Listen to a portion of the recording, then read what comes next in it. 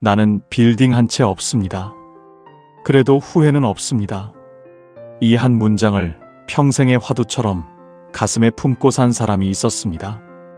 대한민국 최고의 학벌이라는 서울대 철학과를 나왔지만 화려한 출세 대신 평생을 흙먼지 날리는 무대와 뜨거운 조명 아래서 땀 흘리며 살았던 한 배우. 주인공이 되어 화려한 스포트라이트를 받는 날보다 누군가의 꼬장꼬장한 아버지로, 누군가의 엄한 스승으로, 때로는 이름 없는 시장통의 상인으로 우리 곁에 머물렀던 시간이 훨씬 더 길었던 사람. 그리고 눈을 감는 마지막 순간까지 좀 손해본 듯 살자. 이 투박하고 어리석어 보이는 말을 가장 큰 유산처럼 남기고 떠난 사람.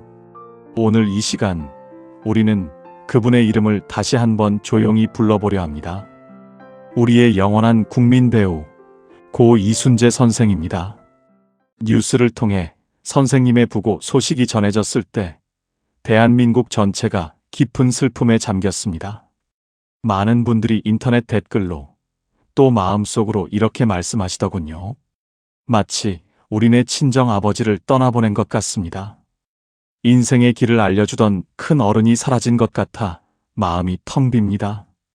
그분은 누군가에겐 시트콤 속에서 버럭 화를 내던 친근한 할아버지였고, 누군가에겐 사극 속에서 호통치던 대쪽 같은 왕이었습니다. 또 어떤 분들에게는 야동순재라는 별명으로 웃음을 주던 유쾌한 친구였습니다. 하지만 오늘 우리가 기억하려는 모습은 연기 잘하는 배우 이순재가 아닙니다. 조금 손해보더라도 사람이 남으면 그게 더 이득이다. 평생을 이 이상한 계산법으로 살다간 인생 철학자 이순재의 이야기입니다. 장례식장에는 정말 수많은 사람들이 찾아오고 있습니다. 이름만 대면 알만한 대스타부터 방송국의 막내 스태프, 그리고 까마득한 후배 배우들까지. 그들이 빈소 앞에서 눈물을 훔치며 한 목소리로 전한 이야기가 있습니다. 선생님이 당신 이득을 먼저 챙기는 걸 단 한 번도 본 적이 없습니다. 선생님은 늘 본인이 조금 더 고생하는 쪽을 선택하셨습니다. 이 말이 얼마나 무겁고 어려운 말인지 인생의 산전수전을 겪어오신 여러분은 아마 아실 겁니다. 다들 손해보지 않으려 악착같이 계산기를 두드리는 이 각박한 시대에 일부러 손해보는 자리에 돗자리를 깔고 앉았던 사람. 내 몫을 챙기기보다 남의 몫을 먼저 걱정했던 사람. 오늘 우리는 이순재 선생이 남긴 그 깊은 발자국을 천천히 따라가 보려 합니다. 그리고 그 길 위에서 뜻밖의 한 사람을 만나게 됩니다. 지금으로부터 200여 년 전 조선의 땅끝 마을 강진. 벼슬도 명예도 재산도 모두 잃고 18년이라는 긴 세월을 유배지에서 외롭게 견뎌야 했던 선비. 우리가 익히 아는 다산 정약용 선생입니다. 시대도 다르고 입은 옷도 다르고 살았던 방식도 완전히 다르지만 이 두 사람의 삶에는 놀라울 정도로 닮은 선이 하나 있습니다. 당장 손해를 보더라도 옳은 길을 택하는 것이 결국은 남는 장사다. 오늘 이 이야기는 단순한 추모 방송이 아닙니다. 이순재와 정약용, 시대를 초월한 두 거인이 만나 나누는 대화이자 나이 들어가는 우리에게 던지는 묵직한 질문입니다. 당신은 지금 손에 무엇을 쥐고 있으며 마지막에 무엇을 남기고 떠나시겠습니까? 잠시 하던 일을 멈추시고 편안한 의자에 기대어 귀를 기울여 주십시오. 인생의 해질녘 마음의 짐을 덜어주고 삶의 품격을 높여줄 이야기가 지금 시작됩니다. 나이가 들수록 우리는 자꾸만 셈을 하게 됩니다. 저도 그렇고 이 방송을 들으시는 여러분도 아마 그러실 겁니다. 내가 저 사람한테 평생 어떻게 했는데 돌아오는 게 고작 요만큼 뿐인가. 내 친구는 자식한테 저런 효도를 받는데 나는 왜 이런 대접을 받나. 내가 뼈 빠지게 모은 재산인데 이걸 어떻게 해야 뺏기지 않고 잘 지킬까. 연금은 얼마나 나올지, 병원비는 얼마나 들지, 자식에게 얼마나 물려줘야 할지, 내가 손해본 건 없는지. 이런 생각을 꼬리에 꼬리를 물고 하다 보면 어느새 미간이 찌푸려지고 마음은 천근만근 무거워집니다. 밤잠을 설치기도 하고 괜히 옆에 있는 배우자에게 짜증을 내기도 합니다. 다산 정약용 선생은 사람의 이런 마음을 정확하게 꿰뚫어 보았습니다. 그리고 이것을 이익의 저울에 매달린 삶이라고 했습니다. 이 이익의 저울은 참 묘한 물건입니다. 아무리 채워도 채워지지가 않습니다. 조금 더 가졌다고 생각하는 순간 고개를 돌려 옆을 보면 나보다 더 가진 사람이 보입니다. 조금 양보했다고 생각하는 순간 내가 바보가 된 건 아닌가 하는 억울함이 불쑥 치밀어 오릅니다. 결국 이 저울 위에선 평생 만족이란 없습니다. 죽는 날까지 허기지고 죽는 날까지 불안할 뿐입니다. 반대로 정약용은 또 다른 저울을 우리에게 보여줍니다. 바로 의로움의 저울입니다. 이것은 돈이나 물건을 재는 게 아니라 옳고 그름을 재는 저울이자 사람다움과 부끄러움을 재는 저울입니다. 이 저울 위에 올라서는 순간 그토록 복잡했던 인생의 계산은 아주 단순하고 명쾌해집니다. 이 선택이 당장은 내 지갑을 얇게 만들지라도 먼 훗날 거울 속 내 얼굴을 부끄럽게 만들지는 않는가? 이 선택이 당장은 손해 같아 보여도 내 사람들을 지키는 길인가? 이순재 선생은 평생 이 두 번째 저울을 품에 안고 사셨던 분입니다. 그는 한순간 화려하게 타오르는 불꽃보다 은은하게 오래 타오르는 숯불 같은 삶을 선택했습니다. 남들이 그건 손해잖아. 바보같이 왜 그래? 라고 말할 때 선생님은 그저 허허 웃으며 사람이 남으면 됐지. 그게 더 큰 이득이야 라고 답하셨습니다. 그 선택은 늘 이익의 저울로 보면 바보 같은 마이너스였습니다. 하지만 인생 전체의 저울로 보면 마지막에 가장 크게 웃는 플러스였습니다. 혹시 이런 이야기가 당신의 저녁 시간에 작은 생각 한 줄을 남겨준다면 이 채널을 구독해 두시기 바랍니다. 당신이 마음이 복잡해질 때 다시 찾아와 조금 손해보더라도 사람답게 사는 길을 함께 생각해 볼 수 있도록 이곳을 조용한 쉼터로 남겨두고 싶습니다. 그리고 오늘 이 이야기가 마음에 남으셨다면 좋아요 한번 눌러주십시오. 당신의 작은 클릭이 이순재 선생이 남기신 이 한마디를 더 많은 사람들에게 전해줄 수 있습니다. 좀 손해본 듯 살자. 이제 첫 번째 장면으로 들어가 보겠습니다. 젊은 날 단역과 조연만 맡으며 손해보는 자리에 서는 법을 배워갔던 한 배우의 이야기부터 천천히 시작해 보겠습니다. 이야기를 조금 뒤로 돌려보겠습니다. 1950년대 전쟁의 상처가 아직 채 아물지 않았던 서울의 어느 극장 뒤편. 막이 오르기 전 좁은 분장실에서 한 청년이 조용히 대본을 들여다보고 있습니다. 난방도 되지 않는 춥고 좁은 분장실 한 구석에 낡은 대본을 뚫어지게 보고 있는 청년 이순재가 있습니다. 그때 그의 마음속에는 우리와 다르지 않은 욕심이 있었습니다. 무대 중앙에 서고 싶었습니다. 밝은 조명을 온몸으로 받으면서 관객의 시선을 한 몸에 받고 싶었습니다. 커튼콜이 올라갈 때 박수 소리의 중심에 서 있는 사람이 되고 싶었습니다. 배우라면 누구나 꾸는 자연스러운 꿈이었습니다. 하지만 현실은 달랐습니다. 서울대 철학과 출신이라는 엘리트 간판을 달고 있었지만 현실은 냉혹했습니다. 대본을 펼쳐보면 자신의 이름 옆에 적힌 것은 늘 짧은 대사 한두 줄.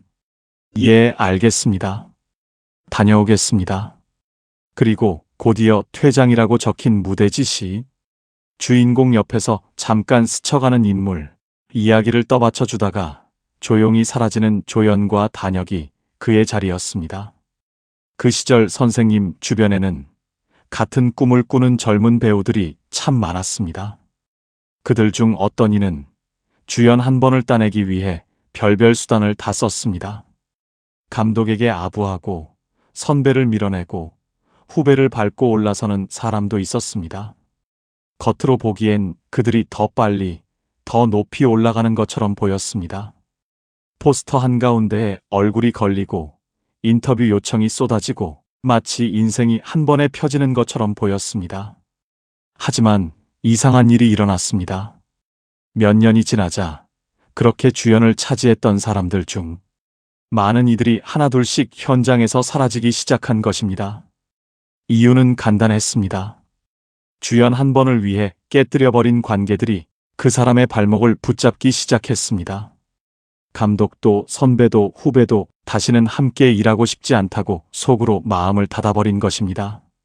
이순재 선생은 그 모습을 곁에서 지켜보았습니다. 그리고 조용히 마음속에서 저울을 하나 꺼내 들었습니다. 한쪽 저울에는 지금 당장 손에 쥘 수 있는 주연과 이득이 올라가 있습니다. 다른 한쪽 저울에는 오래 함께 갈 수 있는 사람과 신뢰가 올라가 있습니다. 그는 자신에게 물었을 것입니다. 나는 어느 쪽을 선택해야 후회하지 않을까? 바로 이 지점에서 정약용 선생의 그림자가 겹쳐집니다. 정약용은 젊은 관료들에게 이런 이야기를 자주 했다고 전해집니다. 눈앞에 이익을 좇는 사람은 사람을 잃고 의로운 선택을 하는 사람은 시간이 지나 사람을 얻는다. 조금 돌아가는 길 같지만 의를 따라가면 결국 사람이 모이고 당장은 앞서는 것 같지만 이익만 좇으면 결국 혼자가 된다는 뜻입니다. 이순재 선생이 젊은 시절 깨달았던 것도 바로 이것과 닮았습니다. 눈앞의 이득을 챙기려다가 긴 호흡을 잃으면 결국 아무것도 남지 않는다. 그래서 그는 선택했습니다. 조연이면 조연으로, 단역이면 단역으로 자기에게 주어진 역할을 최선을 다해 살려보기로, 배역 하나 더 따내겠다고 사람과 관계를 망가뜨리는 쪽으로 가지 않기로. 정약용은 목민심서에서 이렇게 말합니다.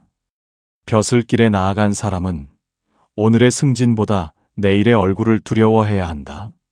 지금 남들보다 한 칸 더 올라가는 것이 중요한 것이 아니라 몇십 년 뒤 거울을 볼 때 부끄럽지 않은 얼굴을 남기는 것이 더 중요하다는 뜻입니다. 이순재 선생이 조연과 단역을 선택한 것도 결국은 나중에 내 얼굴이 부끄럽지 않도록이라는 마음에서 나온 선택이었을지 모릅니다. 세월이 지나 우리는 결과를 알고 있습니다. 주연 자리를 위해 싸우던 많은 이들은 사라졌지만 조연과 단역에서도 늘 최선을 다했던 한 배우는 60년이 넘는 세월 동안 현역으로 무대와 브라운관을 지켰습니다. 젊은 날만 보면 손해 같았던 선택이 인생 전체로 보면 가장 긴 호흡을 가진 승부가 된 것입니다. 정약용의 저울 위에서 보면 이 장면은 이렇게 보입니다. 이익의 저울에선 주연을 양보하고 조연을 택하는 것은 분명 손해입니다.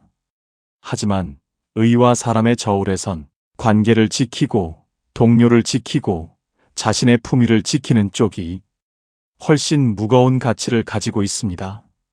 우리가 나이 들어 돌아보는 인생도 비슷합니다. 젊을 땐 주연을 따내는 것이 중요해 보입니다. 직장에서 승진하는 것, 모임에서 중심이 되는 것, 가족 안에서도 내 말이 맞다고 인정받는 것이 중요해 보입니다. 그래서 때로는 말로, 행동으로 누군가를 밀어내고 나를 조금 더 앞에 세운 적도 있을지 모릅니다.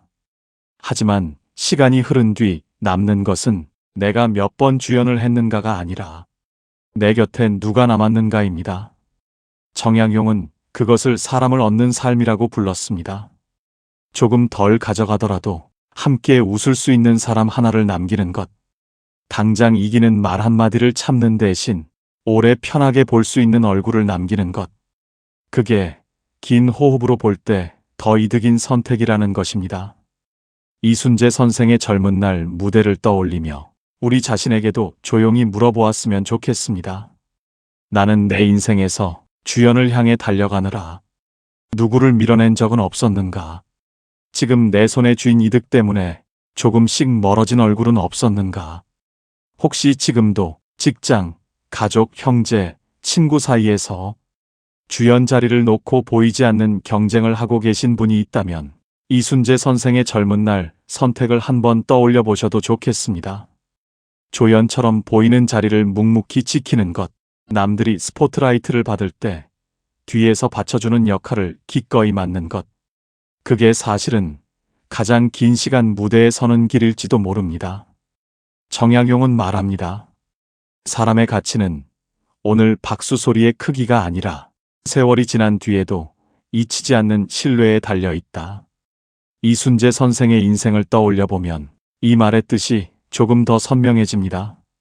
그는 젊은 날 눈앞의 박수 대신 오래 남는 신뢰를 선택한 사람입니다.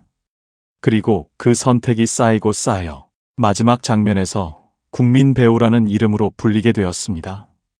그 이름은 화려한 상 하나가 준 것이 아니라 조연과 단역, 긴 기다림, 조금 손해보는 선택들이 오래오래 쌓여 만든 결과였습니다. 세월이 흘러 이순재 선생은 강단에 섰습니다. 이제 누군가에게 기회를 주는 사람이 된 것입니다. 연극학교에는 실력, 재능, 열정이 서로 다른 학생들이 모여 있었습니다. 매년 공연 시즌이 돌아오면 주인공 배역은 늘 경쟁의 중심이었습니다. 학생들은 조용히 기대했습니다. 이번에는 내가 주인공을 맡을 수 있을까? 연기 잘하는 학생, 늘 선생님에게 인정받는 학생이 또 뽑히는 건 아닐까? 그런데 어느 해 이순재 선생은 모두가 놀랄만한 방식을 꺼냈습니다. 배역을 제비뽑기로 정하겠다고 선언한 것입니다. 학생들이 동요했습니다. 실력 없는 학생이 주인공이 되면 공연이 망하는 것 아닌가? 열심히 준비한 학생들에게 불공평하지 않은가? 선생은 단호하게 답했습니다. 실력은 나중에 생겨요. 기회는 지금 줘야 해요. 잘하는 사람만 계속 주인공을 맡으면 못하는 아이는 영원히 기회를 갖지 못합니다. 처음으로 무대 앞에 나선 학생이 대사를 치고 자신도 몰랐던 능력을 끌어내기 시작합니다. 공연은 때로는 대성공이었고 때로는 엉망이었습니다. 하지만 선생의 눈에는 한 번의 성공보다 한 사람의 가능성이 깨어나는 순간이 더 소중했습니다. 조금 양보했을 뿐인데 수업 전체가 자라납니다. 말은 쉽지만 실천은 어렵습니다. 잘하는 학생 입장에서는 손해처럼 느껴집니다. 내가 더 잘할 수 있는데 당장 주인공을 못 맡는 건 불공평하다는 마음 누구나 들지요. 하지만 장기적으로 보면 모두가 무대에 설 기회를 얻었을 때 이 집단의 두께와 넓이가 깊어집니다. 수년 뒤 이 학교에서 더 많은 좋은 배우가 배출되었다고 평가받게 되었습니다. 정약용 선생도 같은 철학을 여러 번 강조했습니다. 아랫사람을 쓸 때 능력만 보지 말고 한 번의 실패로 단정 짓지 말라. 가능성의 길을 내주면 뜻밖의 사람이 꽃을 피운다. 조선 후기 관료 조직에서 늘 평판 좋은 인재만 골랐던 현실을 비판하며 정약용은 미완의 자를 키워라. 잎이 떨어진 줄 알았던 나무도 꽃을 피운다고 썼습니다. 연극학교의 제비뽑기와 정약용이 말한 가능성의 길을 내주는 철학은 같은 줄기에서 나온 겁니다. 이순재 선생도 정약용 선생도 지금의 이익보다는 함께 성장할 미래를 더 중하게 여겼던 것입니다. 이 이야기가 우리에게 주는 교훈은 무엇일까요? 나이가 들면서 우리는 자기 방식대로 이건 불가능하다. 저 친구에겐 맡길 수 없다. 단정하는 순간이 늘어납니다. 조직, 학교, 가족 모임에서 내 기준으로 다른 사람을 평가하고 기회와 가능성을 스스로 제한하는 순간이 많아집니다. 하지만 한번 제비뽑기를 해보십시오. 한번 평소에 뒤에만 서 있던 사람에게 자리를 내어주십시오. 실패할 수도 있습니다. 하지만 그 실패 뒤에서 전에는 못 보던 성장이 시작될 수 있습니다. 정약용은 어떤 사회든 기회와 자리가 독점되는 순간 성장보다 정체가 찾아오는 법이라고 했습니다. 이순재 선생의 제비뽑기 방식은 당장의 성공보다 집단 전체가 조금 더 커지는 방식을 선택한 사례입니다. 그것이 때로는 손해처럼 보이지만 멀리 보면 모두에게 더 큰 이득으로 돌아오는 길입니다. 오늘의 삶에서도 나의 방식, 내가 만들어 놓은 기준에 집착하다 보면 새로운 사람이 들어올 길이 막히게 됩니다. 불안함과 허용 사이, 실패와 성장 사이에서 한 번은 마음을 느슨하게 풀어보는 것, 그게 나이 든 뒤에야 알게 되는 진짜 주인의 품격입니다. 지금 여러분 곁에도 늘 조용히 뒤에만 서 있는 누군가가 있다면 오늘만은 작은 기회를 내어 주십시오. 그 사람이 성장하는 만큼 나의 세계도 조금 더 넓어질 것입니다. 그리고 기억하십시오. 실패할 자유를 주지 않는 사회에서는 두려움이 먼저 자라고 성장은 멈춥니다. 이순재 선생의 연극학교는 실패조차 환영하는 공간이었습니다. 정약용이 그 모습을 보았다면 이 사람이야말로 진짜 길을 내주는 어른이라 칭찬했을 것입니다. 이순재 선생이 원로 배우로 자리 잡았을 무렵 드라마 촬영장에서 있었던 일입니다. 살인적인 촬영 스케줄 때문에 한 젊은 후배 배우가 촬영 시간에 늦는 일이 발생했습니다. 현장 분위기는 싸늘했습니다. 대선배인 이순재 선생이 먼저 와서 대기하고 있는데 감히 후배가 늦다니요. 감독과 스태프들은 안절부절 못했고 뒤늦게 도착한 후배는 얼굴이 사색이 되어 어쩔 줄을 몰라 했습니다. 선생님, 죄송합니다. 죽을 죄를 지었습니다. 보통의 선배라면, 아니 보통의 권위라면 이렇게 호통치는 게 당연합니다. 어디 선배가 와 있는데 늦어? 정신 상태가 그게 뭐야? 맞는 말입니다. 시간 약속은 생명이고 위계 질서는 엄격하니까요. 하지만 이순재 선생은 떨고 있는 후배를 보며 조용히 웃으셨습니다. 그리고 주머니에서 사탕 하나를 꺼내주며 이렇게 말씀하셨습니다. 괜찮다. 오다 보면 차가 막힐 수도 있고 잠이 모자라 늦을 수도 있지. 젊은 친구들이 밤새우느라 얼마나 힘들겠어. 나는 여기서 대본 좀 더 보고 있으면 돼. 숨 좀 고르고 천천히 준비해라. 오히려 미안해하는 스태프들에게는 이렇게 말씀하셨습니다. 걔들 좀 자게 놔둬. 내가 기다리면 돼. 깨우지 마. 계산기를 두드려 보면 완벽한 손해입니다. 내 귀한 시간을 남의 실수 때문에 길바닥에 버리는 셈이니까요. 권위도 체면도 깎이는 일처럼 보입니다. 하지만 선생님은 알고 계셨습니다. 지금 화를 내면 내 속은 시원할지 몰라도 저 후배는 주눅이 들어서 오늘 연기를 망치게 될 거라는 거요. 내가 조금 참고 내가 조금 시간을 손해보면 현장 전체가 편안해진다는 거요.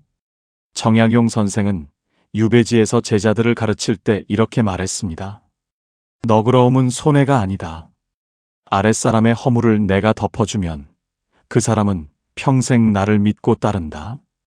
그것이 사람을 얻는 가장 빠른 길이다. 나이가 든다는 건 기다려줄 줄 아는 사람이 되는 것입니다.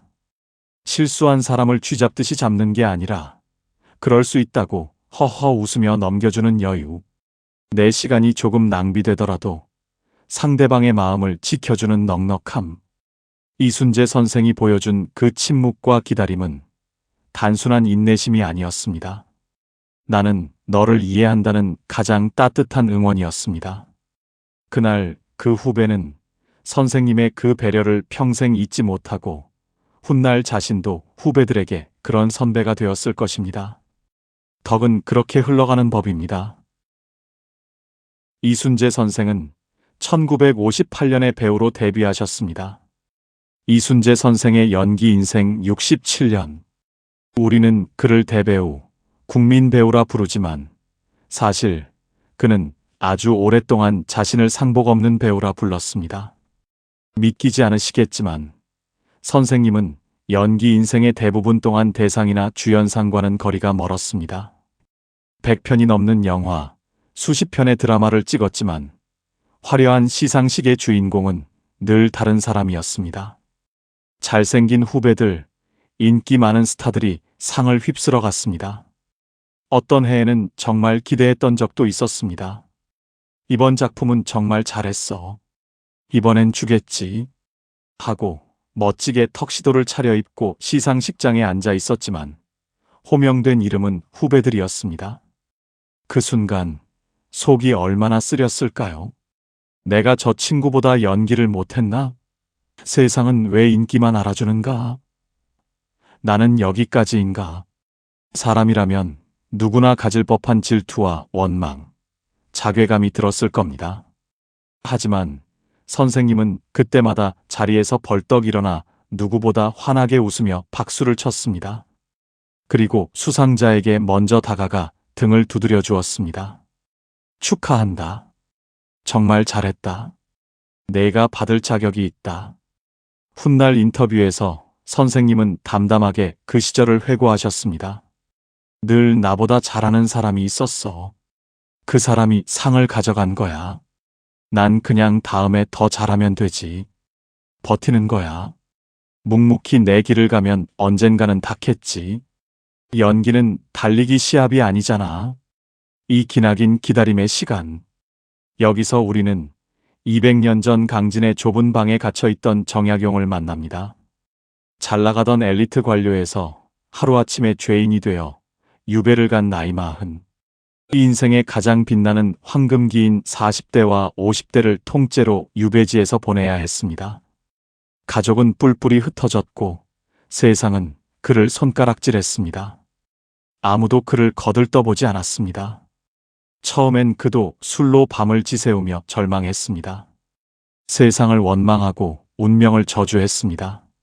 하지만 어느 날 그는 마음을 고쳐먹습니다. 나는 지금 하늘이 준 시간을 얻었구나. 공부할 시간을 얻었구나. 그는 원망 대신 붓을 들었습니다. 변명 대신 책을 썼습니다. 그 18년의 뼈를 깎는 고독과 억울함을 씹어 삼키며 써내려간 책이 무려 500권.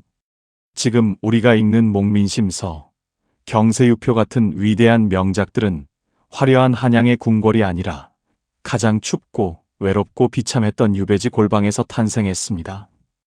정약용은 말했습니다. 운명은 돌고 도는 것이다. 한때의 재난 때문에 뜻을 꺾지 마라. 흉년이 들었다고 농부가 밭을 갈지 않더냐? 겨울이 춥다고 봄이 오지 않더냐? 67년을 기다린 배우와 18년을 유배지에서 버틴 선비. 두 사람의 공통점은 지지 않았다는 것입니다. 세상이 나를 알아주지 않아도 내 자리를 지키며 묵묵히 할 일을 해나가는 뚝심. 이순재 선생은 2024년 89세의 나이에 드디어 연기 대상을 수상하셨습니다. 시상식장에서 선생님은 이렇게 말씀하셨습니다. 언젠가는 기회가 오겠지 하며 늘 준비하고 있었고 오늘 이 아름다운 상, 귀한 상을 받게 되었습니다. 오래 살다 보니 이런 날도 오는구나. 67년 동안 양보하고 기다리고 손해본 듯 사셨습니다. 그리고 마지막에 모든 걸 받으셨습니다. 상 하나가 아니라 수많은 사람들의 존경을. 정약용이 18년 유배 끝에 얻은 것도 단순한 자유가 아니었습니다. 흔들리지 않는 자기 중심과 오래오래 남을 철학이었습니다. 우리도 비슷한 경험이 있지 않습니까? 열심히 했는데 인정받지 못한 경험. 당연히 내 차례라고 생각했는데 다른 사람이 가져간 경험. 그럴 때 우리는 선택합니다. 이제 그만 포기할까라고 생각하거나 조금 더 버텨볼까라고 생각하거나. 정약용과 이순재는 후자를 택한 사람들입니다. 상이 없어도 인정이 없어도 자기 자리에서 자기 일을 묵묵히 해나간 사람들입니다. 그리고 그 선택이 쌓이고 쌓여 마지막에 저 사람은 흔들리지 않는 사람이라는 가장 큰 평가를 받게 되었습니다. 오늘 혹시 여러분도 인정받지 못해 힘든 순간을 지나고 계신가요? 당연히 내 차례였는데 다른 사람이 가져간 것 때문에 속상하신가요? 정약용과 이순재가 함께 말합니다. 조금 더 버티십시오. 당장 눈앞의 상이 전부가 아닙니다. 긴 시간이 결국 당신을 증명해 줄 것입니다. 잘 알려지지 않은 사실이지만 이순재 선생은 한때 국회의원으로 4년, 구청 문화원장으로 8년을 일하셨습니다. 정치와 행정, 그곳은 돈과 이권의 유혹이 가장 많은 곳입니다. 눈먼 돈도 많고 챙길 수 있는 권리도 많은 곳이죠.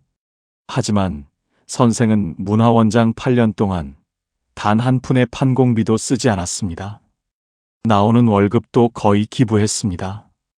법인카드는 서랍 깊숙이 넣어두고 밥값도 기름값도 직원들 회식비도 모두 사비로 해결하셨습니다. 주변에서는 답답해했습니다.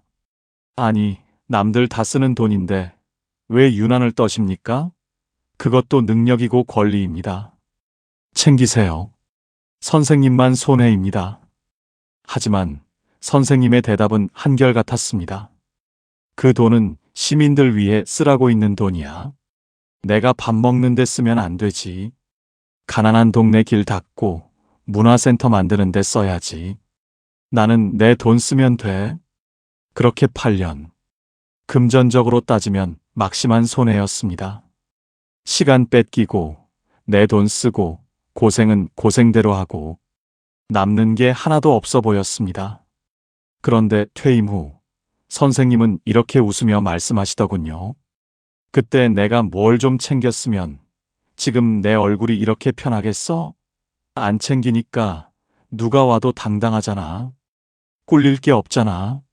발 뻗고 잘 수 있잖아. 돈을 덜 남기고 대신 편안한 얼굴을 남겼다. 정약용이 목민심서에서 그토록 강조했던 청렴이 바로 이것입니다. 우리는 청렴을 그저 가난하게 사는 것, 궁상맞게 사는 것으로 오해합니다.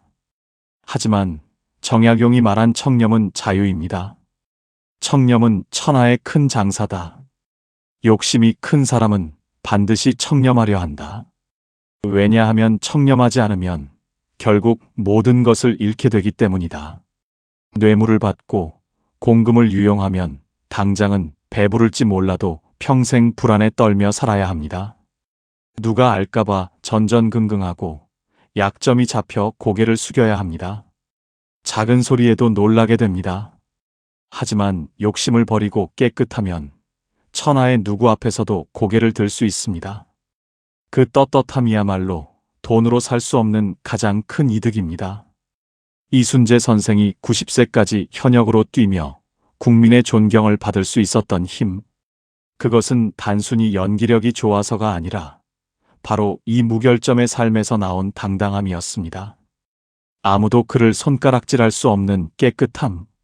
우리네 삶도 돌아보면 그렇습니다. 순간의 이익을 위해 양심을 살짝 눈감았을 때 그 찜찜함은 평생 가시처럼 마음에 박혀 우리를 괴롭힙니다.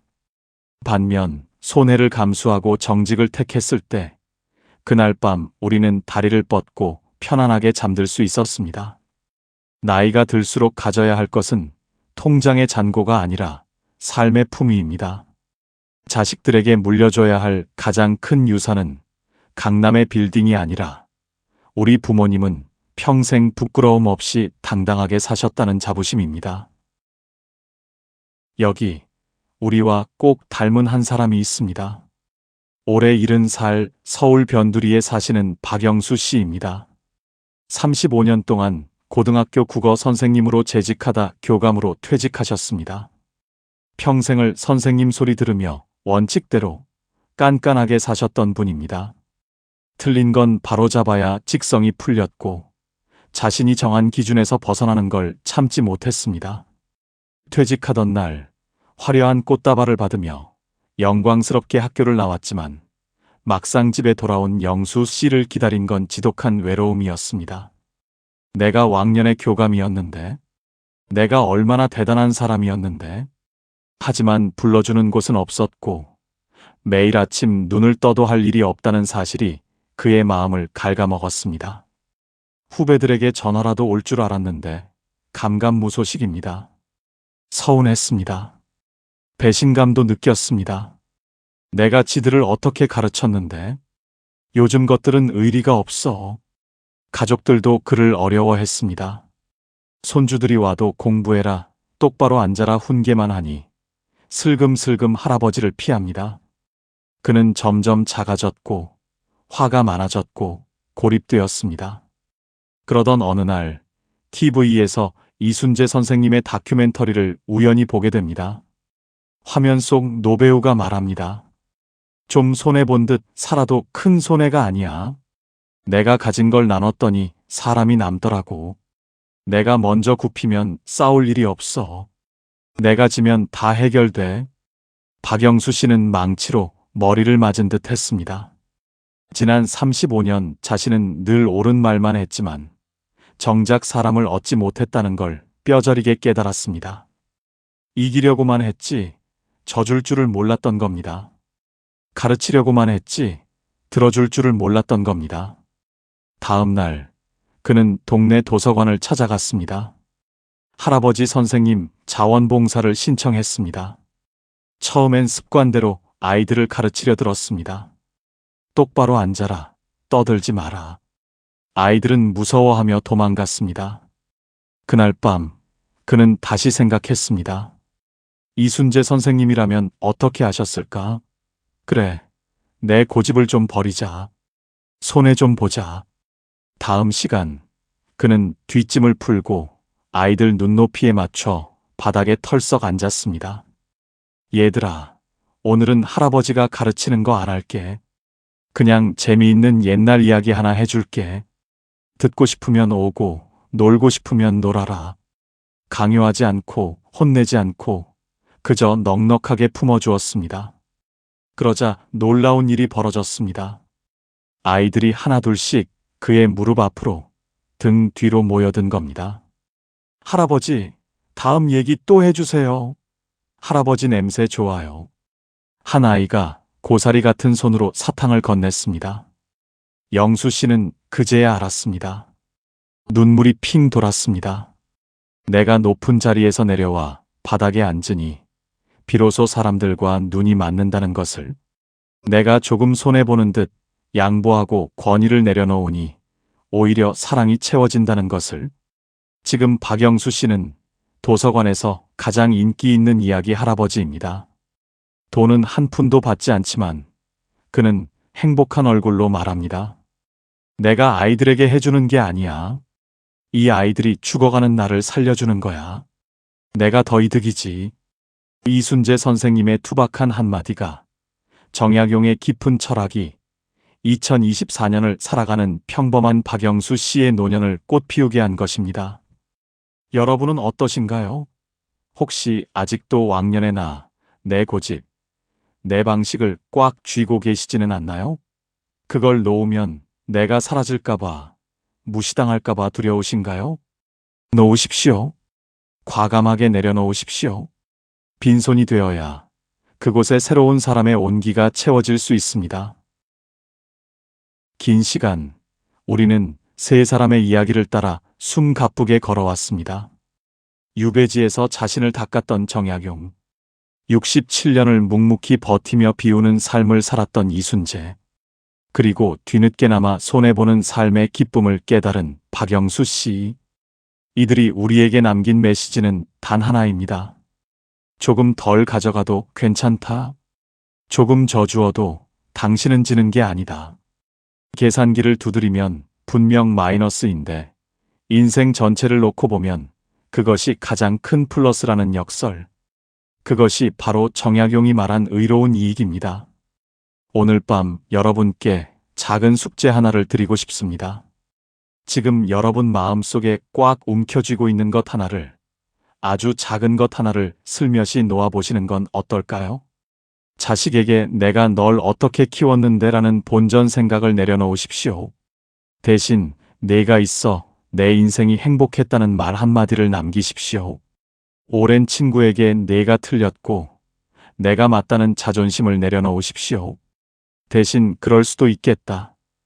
내 말이 맞다는 끄덕임을 보여주십시오. 돈 몇 푼 더 아끼려는 마음을 내려놓고 따뜻한 밥 한 끼 먼저 사는 넉넉함을 보여주십시오. 그 작은 손해들이 모여 여러분의 노년을 외롭지 않게 풍요롭게 만들어줄 것입니다. 사람들이 당신 곁에 머물게 할 것입니다.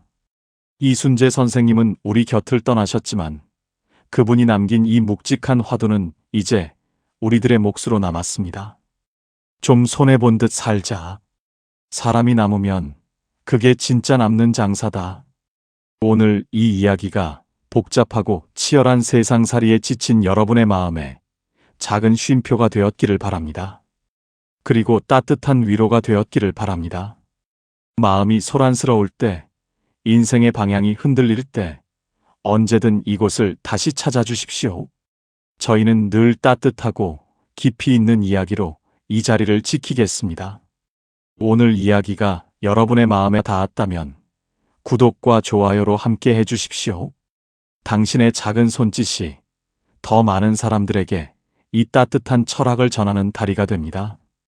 하늘에 계신 이순재 선생님, 그리고 정양용 선생님, 부디 그곳에서는 어떤 짐도 없이 평안하시기를 빕니다.